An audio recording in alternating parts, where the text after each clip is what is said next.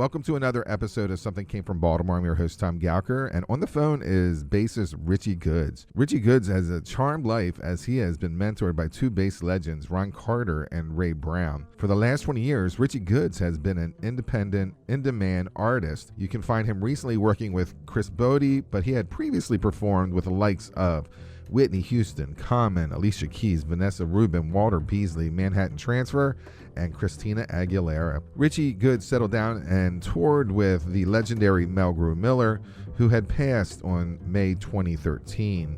Ritchie's third band-leading recording is called My Left Hand Man. It's a tribute to Melgrew Miller.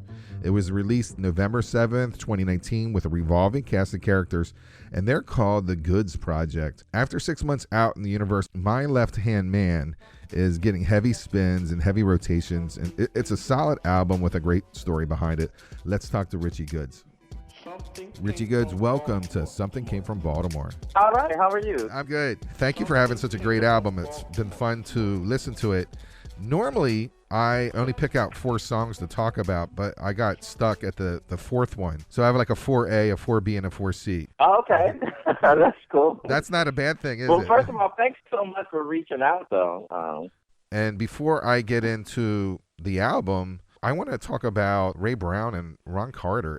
You studied with them, and did you think, wow, I'm studying with these guys? Or you thought, oh, these are 2 old men? Did you realize what was going on? I did. I definitely did. And the first one I studied with was Ron Carter. And it took me a while. It took me 6 months to hunt him down. And finally, I went up he was teaching at City College. I went up 2 days in a row to hunt him down. And finally, I found him and locked him down to study with him. And it was the most amazing thing in my career that I could have done for my bass playing, to study with him. I studied with him for a year. You also trained with Ray Brown. How was that experience? Oh, that was awesome. But I was kind of nervous to talk to him. But I said, oh, no, Ray's real cool. And just talk to him. So one night after dinner, I asked Ray if we could have a lesson. And he said, oh, yeah, sure, come to my room tomorrow, 2 o'clock.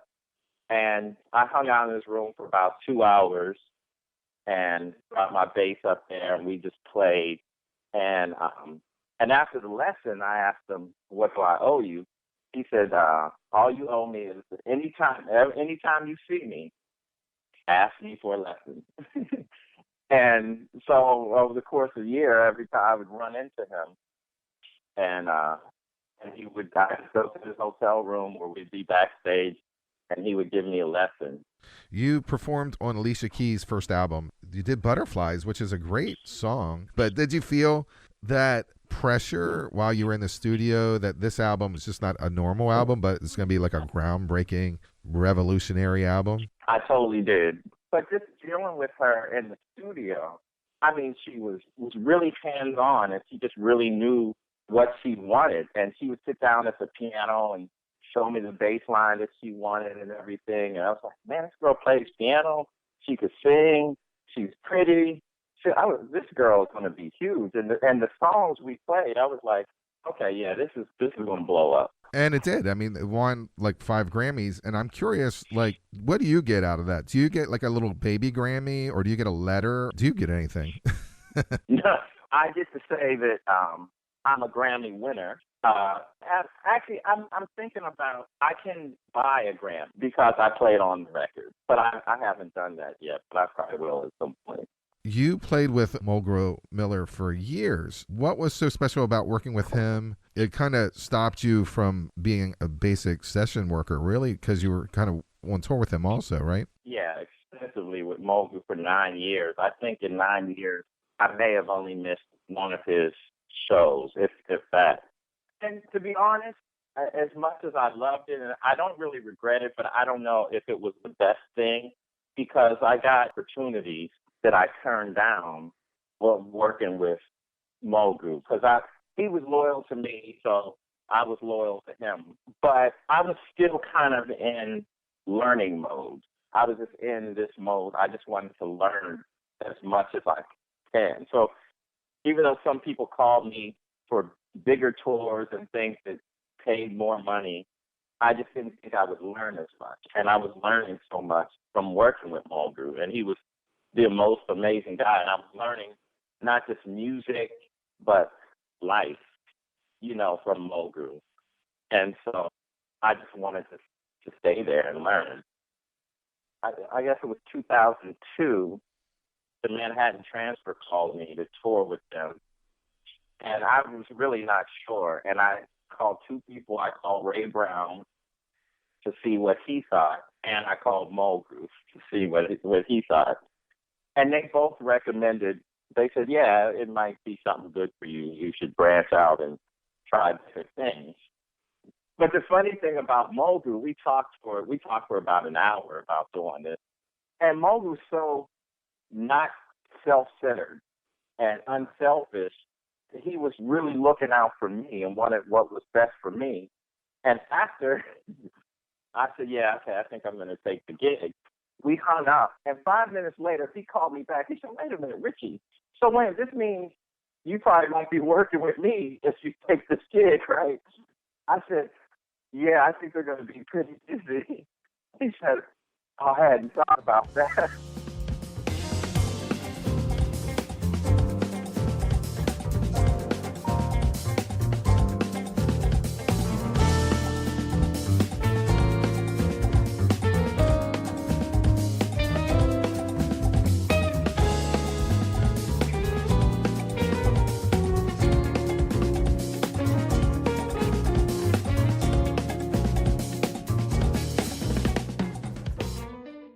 The first one is the very first song on the album. It's the Eastern Joy Dance. It's a lot of fun. And could you tell me a little more about that song?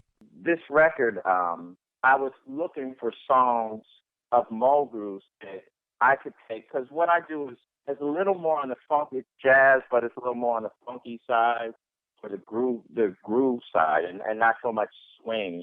And so I was trying to find Melgrew songs that would lend itself to putting it in that genre. And I just thought this was a perfect song, and I just started hearing this drum beat that was kind of almost like a highlight. Now, we played the song not much different than I did with Melgrew's group, but we basically just changed the drums a little bit, the drum groove.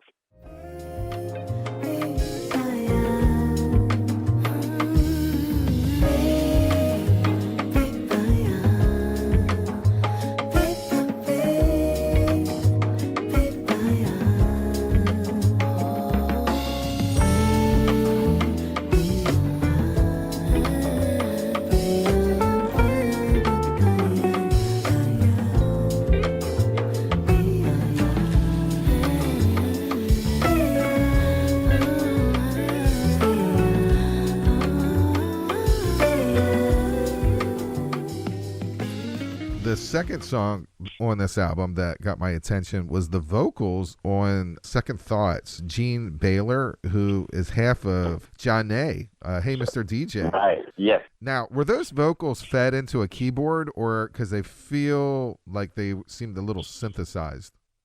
No, not at all. What happened with that song is, originally I hadn't thought of vocals on that record, on that track. I feel like this song has that every generation has a different version of that song. Melgrew recorded that with Art Blakey, and it was swinging. And then I recorded it with Melgrew, and it was more of a Latin thing.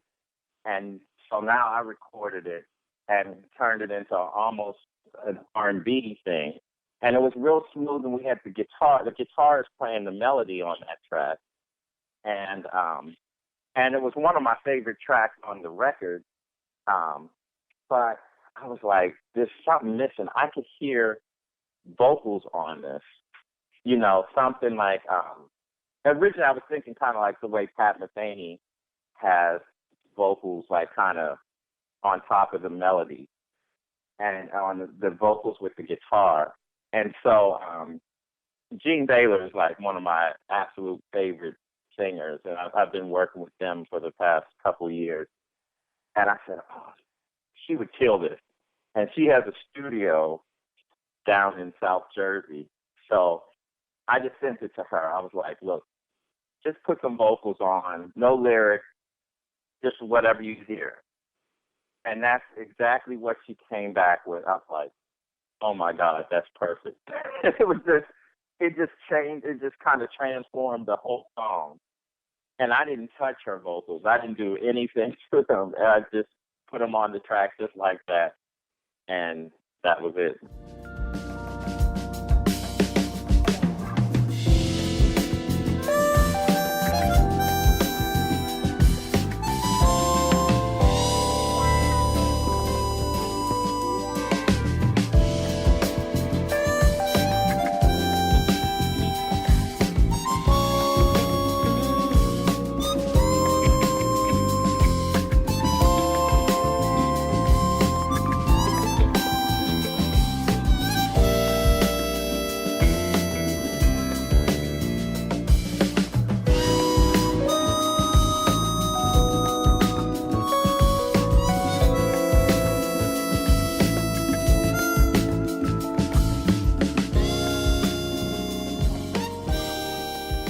Third one that I picked out was Farewell to Dogma, because the harmonica reminds me of like Stevie Wonder's Journey Through the Secret Lives of Plants. It was like, oh, this feels like that. It feels like that album. Well, I mean, that was kind of a similar thing. Well, Farewell to Dogma, when I played with Melgrew, that was one of the songs we played almost every day. And that was probably my absolute favorite Melgrew song. And he would feature me every night on that song. And even talking about the meaning, like, I learned a lot about spirituality from Melgrew. We would talk about spirituality, and he talked to me about what that song meant, where it came from. And it's coming from a spiritual place, kind of getting rid of the dogma around religion, associated with religion and everything, and experiencing spirituality in a more pure form. Okay, so here are my 4A, 4B, 4C vibe, because I couldn't. what we normally play 4 songs. That's good. I'm loving that. Yeah. I'm loving that. I kept on scratching them out, and I'm like, okay, I want to talk about this one instead. So all 3 of these I want to talk about, and the first one is No Wonder, and I love the Latin jam that kind of happens around the 4-minute part of this song. Yeah. Can you talk about that?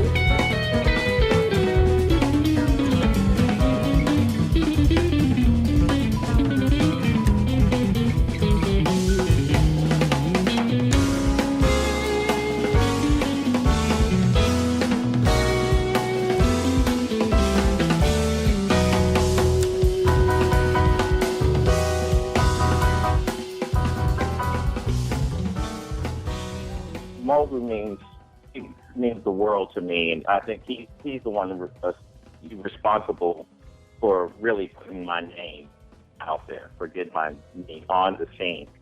But I hadn't thought about doing a tribute record until my mother said, "Why don't you do a tribute record to Melgrew?"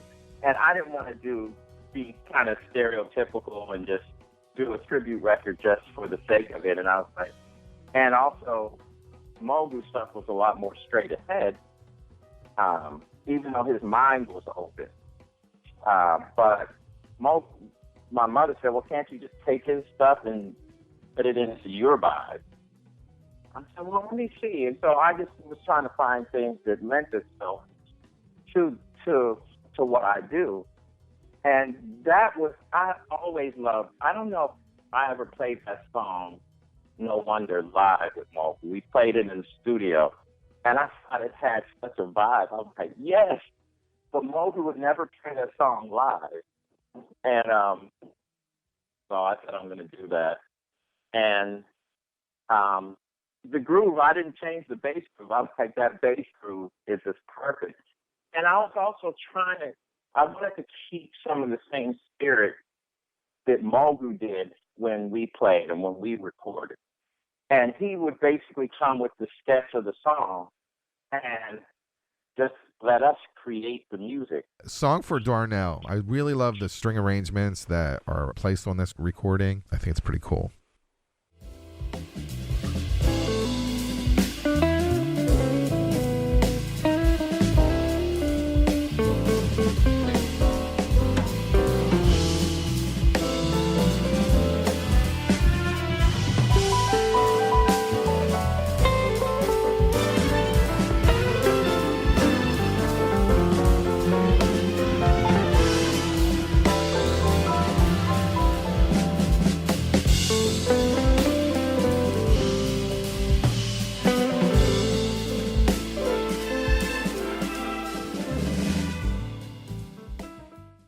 Jeff Keys did the string arrangements.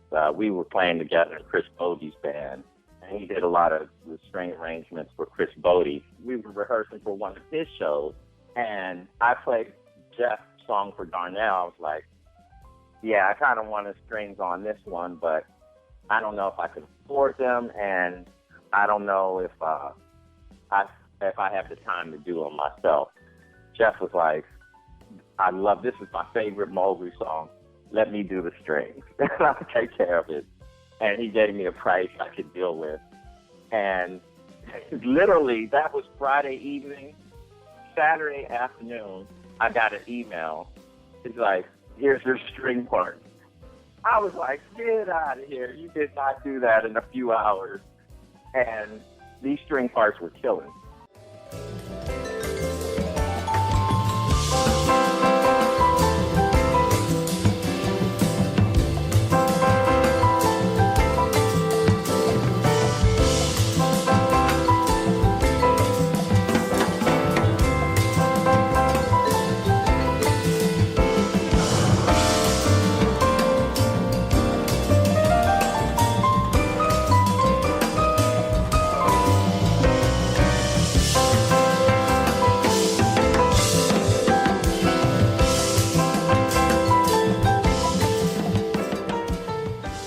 You have on Vibes, Shen Shen Lu. And I originally recorded that song, and I had a guitar solo on that song. It was okay, but I was like, to me, it didn't fit the vibe of the song. And I started falling in love with Chen Chen playing on Jeremy's. When we were touring with Jeremy, I was like, this girl is bad. Like, I love the way she plays. I should have had her on my record. But I was like, Melgrew he had the Wingspan band with Vibes. And Chen Chen, she studies with Steve Nelson, who plays with Melgrew. So I was like, man, you think you could put some vibes on this one song? And she did. So that's kind of how that came about. All right. So I thank you very much for doing this. I'm glad that you were able to talk about these other songs. I was digging it. I think it's a good album. That means so much to me, because I think this will probably be the most special or dear to my heart record that I do, so thank you. I appreciate that. I'm glad people are really liking it. Hopefully you'll get a Grammy nod or a real Grammy, and then you don't have to pay for it. Yes, that's what I'm looking for. I went to the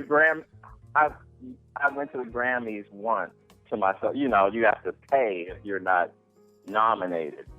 And it was okay, but I said I'm not going back again until I'm nominated, until it's free. Good.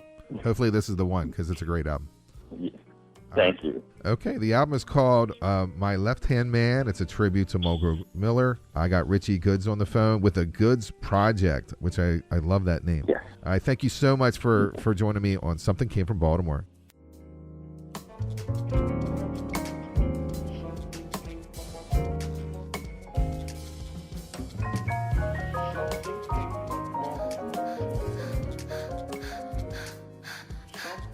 Hi,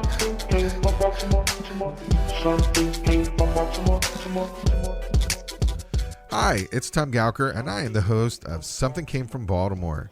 Something Came From Baltimore is a words and music podcast, and it has famous and future famous artists. Artists like Sean Jones, Rupert Holmes, Auntie Hammy, Joey DeFrancesco, Go-Go Penguin, Joey Alexander, Bucanti, Gerald Albright, Paula Cole, and Kat Edmondson. It's music that matters. It's music for your ears. Listen and subscribe to Something Came From Baltimore and be a part of that Be More music scene. Something came from Baltimore. Something came from Baltimore. Something came